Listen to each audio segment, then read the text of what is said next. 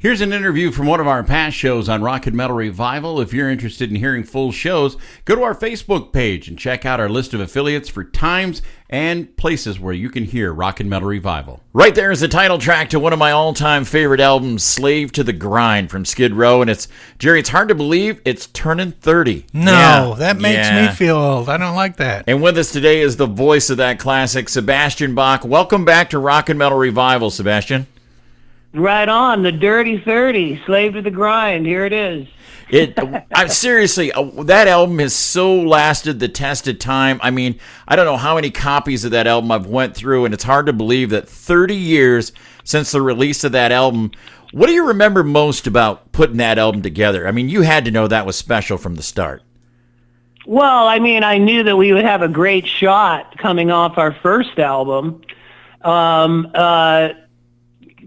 Really, what really comes to mind when you ask me that is that we went through some business stuff on our first record, where we had signed some publishing rights away that we didn't really realize that we had signed at the time, because we were just kids, you know. And the last thing we thought was going to happen would be that we were going to be successful. So that was at the bottom. That was at the bottom of our expectations. But you know, the first album was so huge, and we felt like we got like screwed around in the business sense of it, all of us. And so we were very full of piss and vinegar and like, F you, and now we're gonna make a way better record, or we're gonna own this one. And like that's what it felt like, and that is what happened. And really what I also remember is that that's where I really first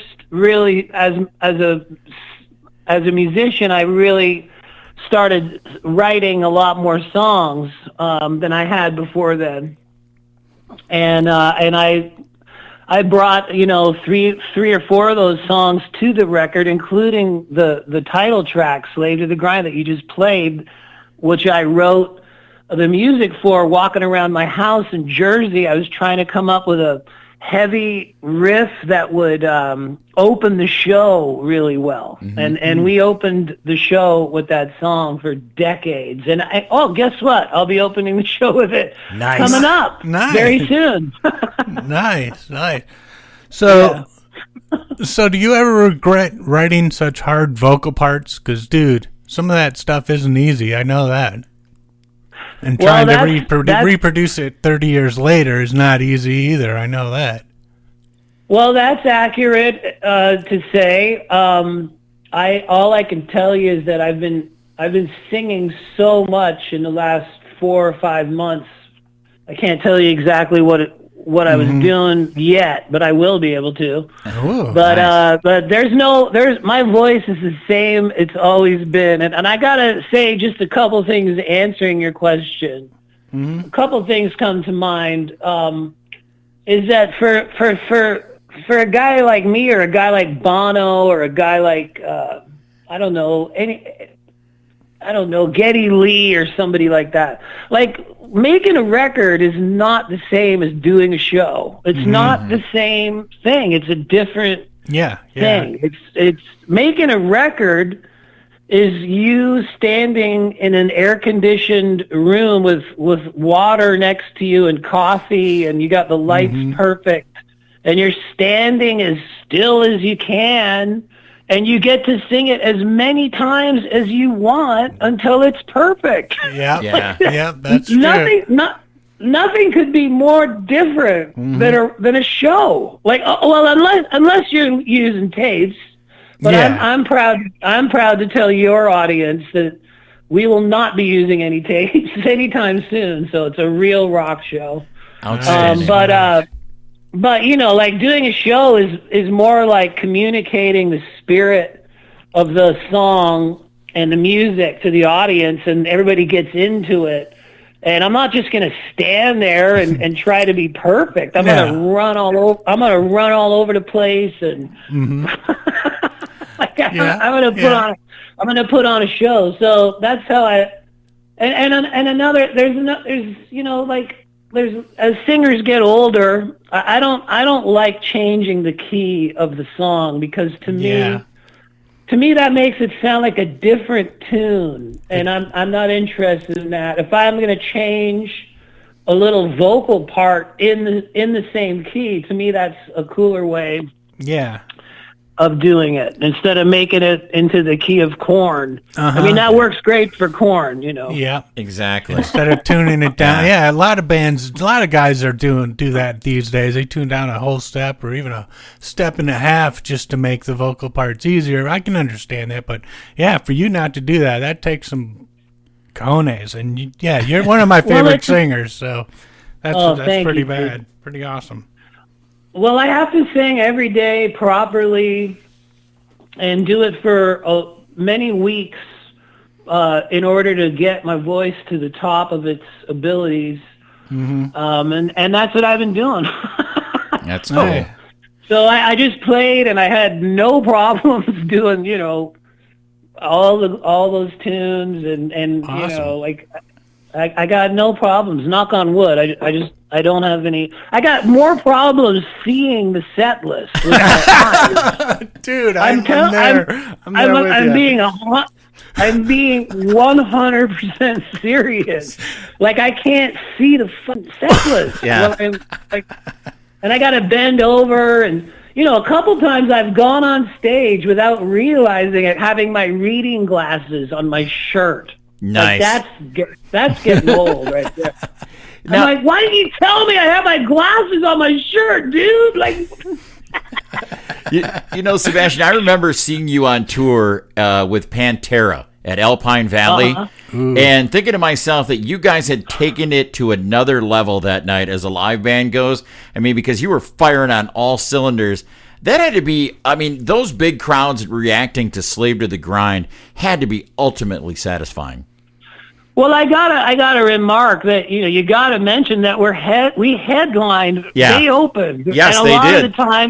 A lot of the times online, I'll read like Pantera went on tour with special guest Skid Row, and I'm like the only person that says, get your facts right. Like, what the fuck? Like, you couldn't be more wrong. Like, and it's like, quit trying to rewrite history, because I'll read a whole 5-page article on vulgar display of power, and our name's not even in the article, and it's like, you weren't there. Mm-hmm. They were open for us the night that record came out. I was right there for it, and they opened for a whole month for Skid Row. Yeah. Wow. Before vulgar display of power came into the stores. So it's like, you don't ever read that, though. You read, they toured with Sacred Reich. Off. Like, shut the fuck up. Like shut up. Like, Sacred Reich. Like, give me a break. Like, I was the exact guy that said, this is the band we're taking out into arenas. And that's what we did. And that show you were talking about also had a band opening up for us called Megadeth. Yes. Not to blow everybody's minds. Oh my God, that never happened. That would never happen. It's happened. God damn it. I chose them. I chose the bands. That's the way it worked. Man, it was nice. All I remember is all the fans at Alpine Valley ripping up the grass. Yep, the sod fight. Yep. And I looked at the lawn, and the lawn was above the people on the lawn. Like, it was up in the clouds. Like, nice. Oh my God, that's what and then I remember Dave Mustaine being so cool and nice backstage, and we were like on the side of the stage watching that, and I also have video, dude, of that day that I think I gave it to Rita, but I have video of me in Dimebag's dressing room right after that. I have them throwing the grass in the air on video. Nice. Nice. Yeah, that was a great show. I walked right into Pantera's dressing room after that, and I go, that was crazy, you guys. It's all on video. And Dimebag's in, and I go, "What were you guys doing out there, man?" And Dimebag goes, "We're just doing what we do. That's what we're doing. We do what we do." That was crazy. That's what he said. Nice. So, who's in your touring band, or is this your regular band for the last 3 solo albums too? Yes, it is. Nice, yes, it is. nice. It's always no. My solo albums have had different players than my live band. Oh, okay. But Brent Woods is on guitar from Vince Neil's band, and he's been playing with me forever. Rob DeLuca from UFO. Oh, cool. Eddie Trunk's favorite band of all time. Yes. Oh, yeah. And you know, my drummer for at least 15 years has been Bobby Jarzambek, but this guy, I don't know if you've heard of this dude. His name is George Strait. Who the hell is this George Strait dude? He's some hick from Texas. Is he a rapper? This guy comes down and steals my drummer, this George guy. Oh, no. What kind of crap is that? Who does this guy think he is? Man. What are you doing? We'll have to have a talk with this George dude. Yeah. No, I love Bobby. I'm very, very happy for him. He is now playing stadiums, although he still plays in my band. He just played with me in Beaver Dam, in fact. All right. And but he is not available right now because he's playing with this George guy. I'm not familiar. He's playing some stadium or something. I don't know. Oh, dang. Cheater. You're cheating hard. So we have Jeremy Colson from Steve Vai's band. Whoa, nice. Who crushes it. He absolutely is devastating. He's an incredible drummer, and I'm very excited to play with him. I stole him from Steve Vai. So there you go, George Strait. Yeah, there you go. Payback. There you go. There you go. Yeah. Goes around, comes around. Exactly. Now, hey, Sebastian, we're not far from the old Royal Recorder Studio in Lake Geneva, Wisconsin. I mean, we're just like a hot skip and a jump from there, where you guys recorded your debut album. Tell us what it was like for a bunch of guys from New Jersey to get stuck in the middle of Wisconsin recording that first album. Well, it was a very good idea. And, you know, this is back in the days when there was so much money in the recording industry that record companies would fly 19-year-old guys like me to an exotic locale. Yeah. And would have a place to write and record where we weren't distracted by things going on at home. And, you know, that's just the way things were done back then. And I remember, you know, going to Lake Geneva and going on jet skis and water, you know. Yeah. Nice.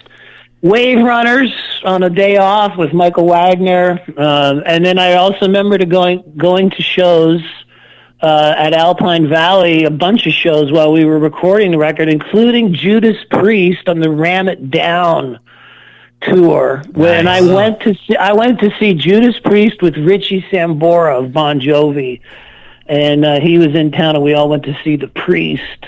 Nice. And I remember being backstage with Halford, and that was when we were already being treated like we were going to be big or something. This is when the record wasn't even out. It was crazy, and I was like hanging with Judas Priest. I was like, these guys must know a lot of people or something.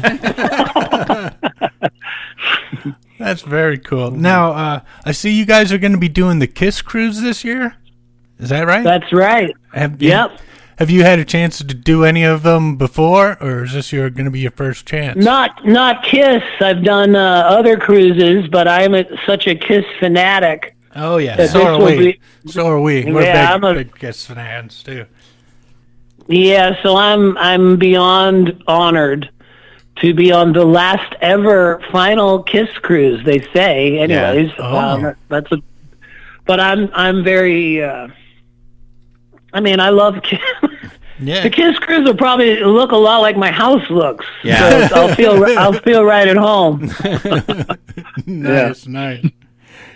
Sebastian, I've always been a fan of your album American Metalhead. And any thoughts of, well, you're probably not going to tell me, putting out another solo